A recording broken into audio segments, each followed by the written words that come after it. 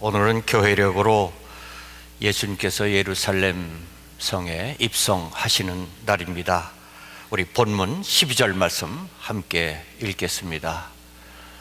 그 이튿날에는 명절에 온 큰 무리가 예수께서 예루살렘으로 오신다는 것을 듣고 입성하실 때 사람들이 종려나무 가지를 흔들었다고 해서 전통적으로 종려주일이라고 부릅니다. 우리 본문 13절 함께 읽겠습니다. 종려나무 가지를 가지고 맞으러 나가 외치되 호산나 찬송하리로다. 주의 이름으로 오시는 이 곧 이스라엘의 왕이시여 하더라.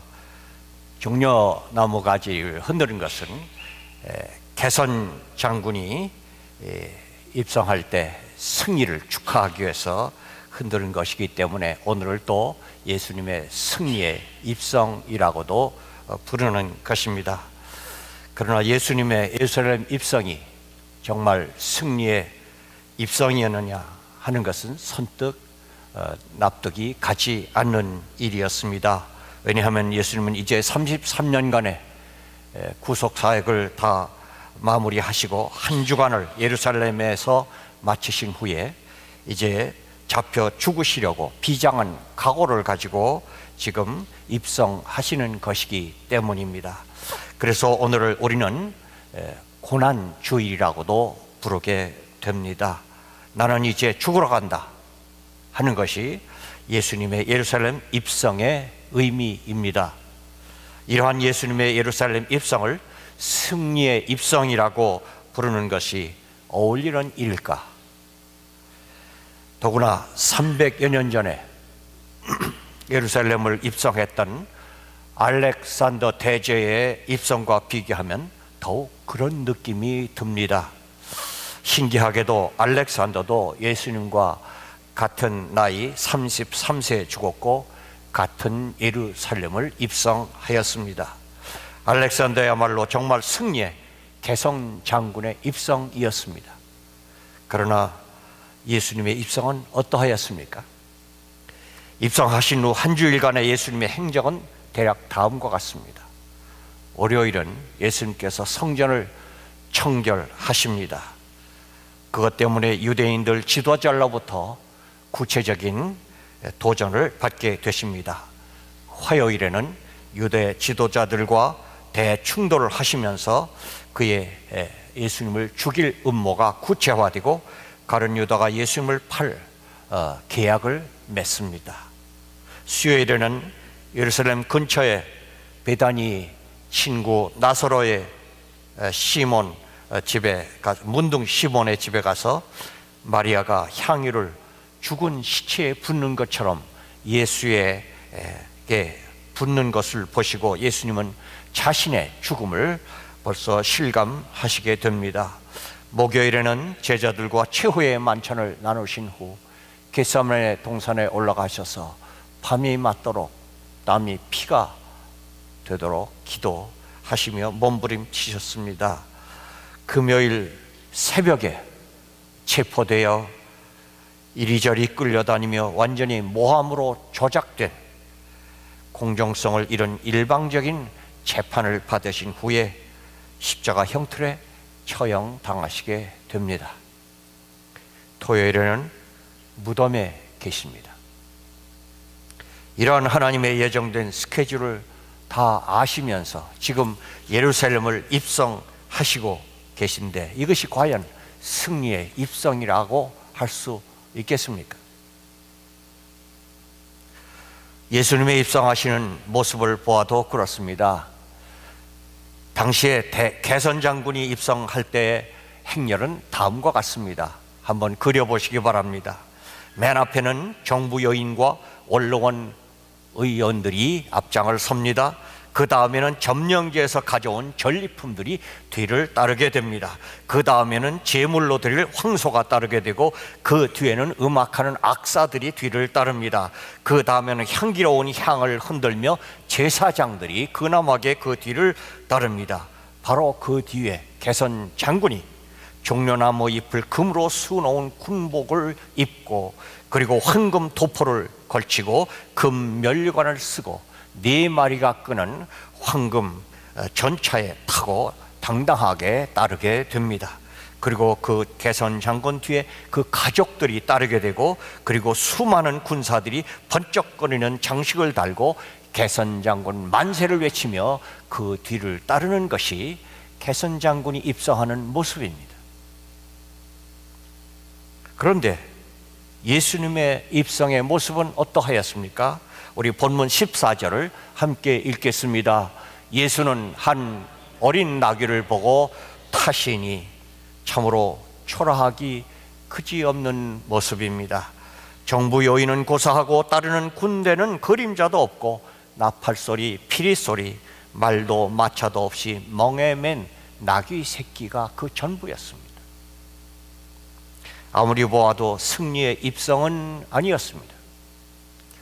그러나 한 가지 위로가 되는 것은 서민들이긴 하지만은 여러 무리들이 나와 그들의 겉옷을 길에 펴며 손에 종려 가지를 들고 호산나 외치던 그 환호 소리가 그래도 한 가닥 아름다운 한 폭의 승리의 모습이었습니다. 그러나 그것마저도 생각해 보면 씁쓸한 면이 없잖아 있습니다. 왜냐하면 그렇게 호산나 외치던 그 무리들이 일주일도 못 되어 예수님을 십자가에 못 박으라고 소리쳤던 배반의 군중이었던 것을 예수님이 다 아셨다고 하면, 이것마저도 이 환호인들 예수님에게 그렇게 달가우셨을까 하는 생각을 하게 됩니다.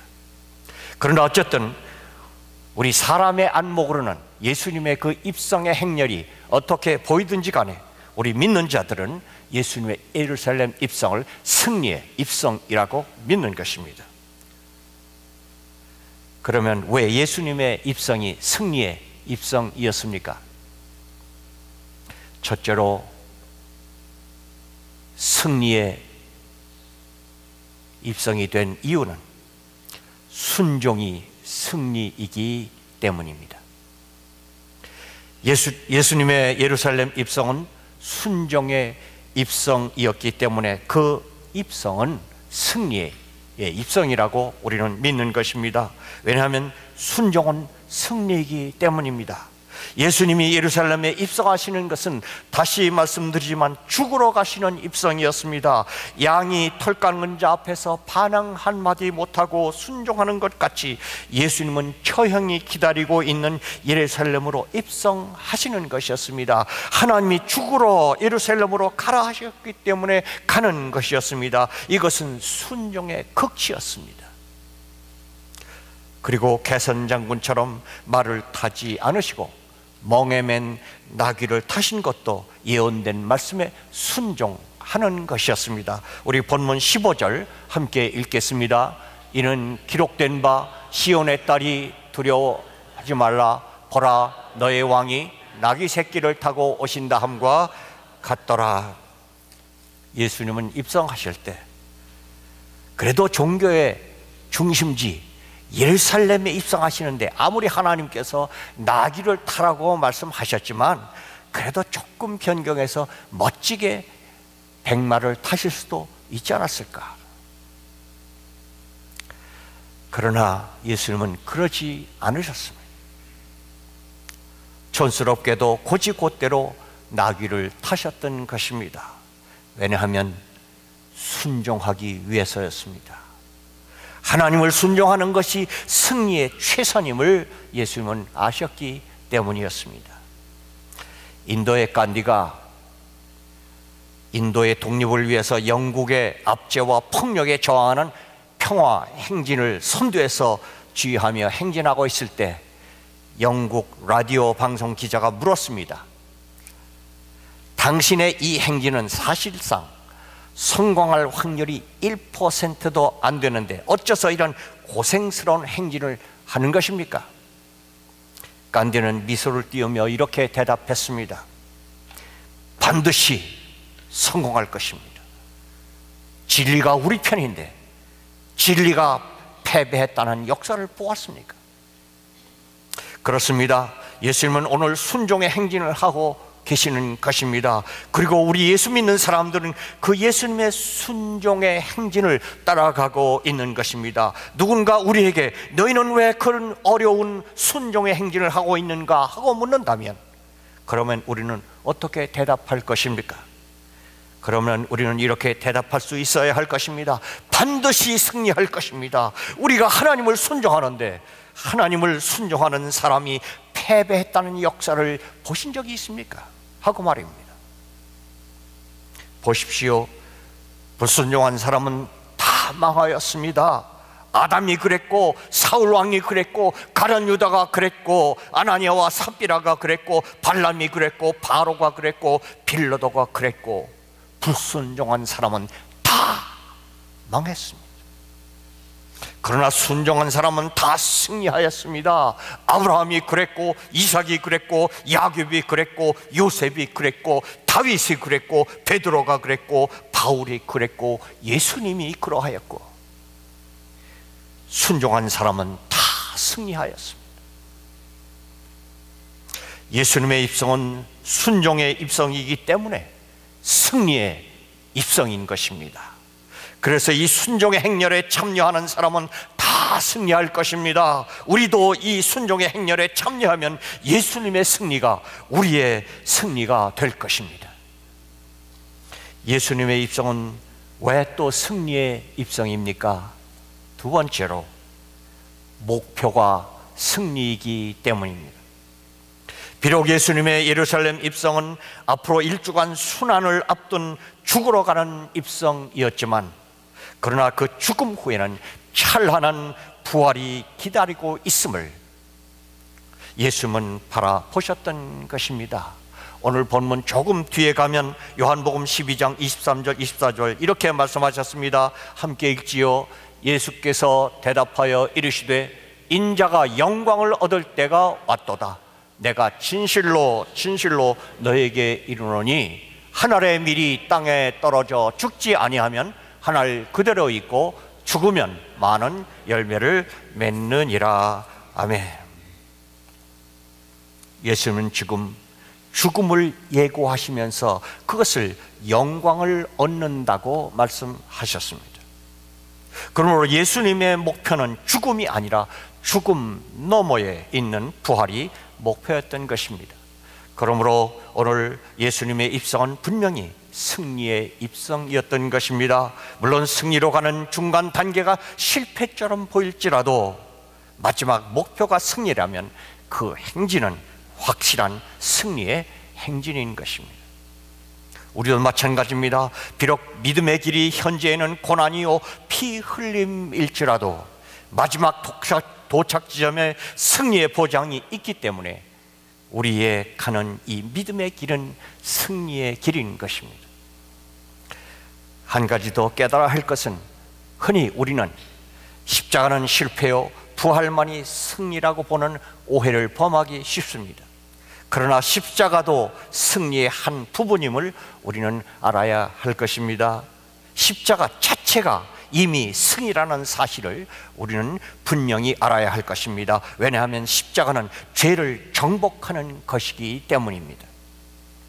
십자가는 인간의 모든 죄를 십자가에 못 박아 처형하고 승리하는 것입니다. 십자가 위에서 우리의 죄의 문제를 완전히 해결하셨기 때문에 십자가는 그 자체가 이미 승리인 것입니다. 십자가는 사탄과 하나님의 대결 장소이며 십자가는 하나님이 승리한 장소인 것입니다. 우리 로마서 6장 6절 7절 함께 읽겠습니다. 우리가 알거니와 우리의 옛사람이 예수와 함께 십자가에 못 박힌 것은 죄의 몸이 죽어 다시는 우리가 죄에게 종로로 타지 아니하려 함이니 이는 죽은 자가 죄에서 벗어나 의롭다 하심을 얻었음이라. 아멘. 다시 말씀드리거니와 십자가는 인간을 타락시킨 사탄이 승리한 장소가 아니라 타락한 인간을 정결한 하나님의 자녀로 회복시키시는 하나님의 승리의 장소인 것입니다. 그러므로 예수님은 십자가에서 승리를 얻으셨고 그리고 부활해서 그 승리를 증명해 주셨던 것입니다. 그러므로 오늘 예수님의 예루살렘 입성은 분명히 승리를 앞에 두신 입성이었던 것입니다. 예수님을 따르는 우리 모두는 오늘 예루살렘으로 입성하시는 예수님을 따라가는 예수님의 따름이 드립니다. 십자가까지도 따라가고 마침내 부활까지도 따라가는 예수님을 어디든지 따라가는 자들인 것입니다. 그러므로 우리가 예수님을 따라가는 한 어디든지 우리는 승리의 행진을 하고 있는 것입니다. 그리고 왜 또 예수님의 입성이 승리의 입성입니까? 세 번째로 희생이 승리이기 때문입니다. 예수님은 왜 예루살렘에 입성하셨습니까? 남의 죄짐을 지고 자신을 희생하기 위하여 입성하셨습니다. 이 희생이 예수님의 승리였던 것입니다. 자기를 죽이려는 그 사람들을 위하여 희생하려고 입성하셨던 것입니다. 로마서 5장 6절 함께 읽겠습니다. 우리가 아직 연약할 때 기약대로 그리스도께서 경건하지 않은 자를 위하여 죽으셨도다. 아멘. 그래서 자기를 십자가에 못 박는 바로 그 사람들을 위하여 그들의 죄를 용서해 달라고 십자가 위에서 죽어가시면서까지도 기도하셨던 것입니다. 이것이 진정 승리가 아니고 무엇이겠습니까? 희생은 승리입니다. 전에 제가 섬기던 교회 교우간에 무슨 오해가 생겼습니다. 그래서 당사자들이 문제를 해결해 보려고 이런저런 해명도 하고 설명도 하면서 오해를 풀어보려고 하였지만 오해는 풀리지 않았습니다. 그래서 저에게 상담을 하러 왔습니다. 그때 제가 그분들께 드린 말씀은 이것이었습니다. 희생 없이는 오해가 해결되지 않습니다. 자신을 희생하십시오. 그래서 그분들이 다시 만나서 서로 내가 잘못해서 그렇게 되었습니다 하고 남의 죄짐을 자기가 지고 희생하게 되었습니다. 그렇게 되니까 서로 미안해하고 서로 용서하고 서로 위로하고, 그래서 그 교우님들의 문제가 해결되었고 전보다 더 사이가 가까워져 한 마음으로 교회를 섬기는 모습을 경험하였습니다. 그렇습니다. 희생이 승리입니다. 자식을 위한 어머니의 희생이 승리였던 것처럼, 죄인을 위한 예수님의 희생이 승리였던 것처럼, 남의 허물을 덮어주기 위한 우리의 희생이 승리를 가져오는 것입니다. 이제 오늘의 말씀을 마칩니다. 예수님은 승리의 입성을 하셨습니다. 그런데 그 예수님의 승리는 곧 우리의 승리도 되는 것입니다. 왜냐하면 예수님이 승리한 것은 우리를 위한 승리였기 때문입니다. 그러므로 예수님을 믿는 우리는 예수님이 먼저 승리하시고 그리고 우리에게 보장해 주신 그 승리를 가지고 살아가는 승리의 사람들인 것입니다. 어떤 알코올 중독자가 예수를 믿고 그 무서운 알코올 중독을 이기고 새 사람이 되었습니다. 그 광경을 보고 그에게 전도한 사람이 너무도 놀랍고 감격하여 이렇게 말했습니다. 할렐루야, 당신은 드디어 사탄을 정복했군요. 그랬더니 그 사람이 이렇게 대답하였습니다. 아닙니다. 제가 사탄을 정복한 것이 아니라 사탄을 정복하신 이가 내 속에 와 계십니다. 그렇습니다. 우리가 어떻게 세상을 이기고 승리할 것입니까? 그러나 우리는 승리자가 될 수 있습니다. 그것은 승리자이신 예수님이 내 안에 들어와 계시기 때문입니다. 오늘 예루살렘을 승리에 입성하신 그분이 오늘 내 마음의 성에도 들어와 계시면 나도 예수님을 따르는 그 승리의 행진을 함께 해갈 것입니다. 앞장서 가시는 예수님의 말씀하십니다. 요한복음 16장 33절 함께 읽겠습니다. 세상에서는 너희가 환난을 당하나 담대하라, 내가 세상을 이기었노라. 그래서 우리는 오늘도 내일도 내 일생 다가도록 예수님을 따라 승리의 행진을 계속해 나갈 것입니다. 기도하겠습니다. 승리에 앞장서신 주님, 저희도 주님 따라 승리하며 살기 원합니다. 순종으로, 목표로, 희생으로 승리의 행진을 주님 오시는 그날까지 멈춤 없이 행진하게 하옵소서. 우리 대장 예수님의 이름으로 기도합니다. 아멘.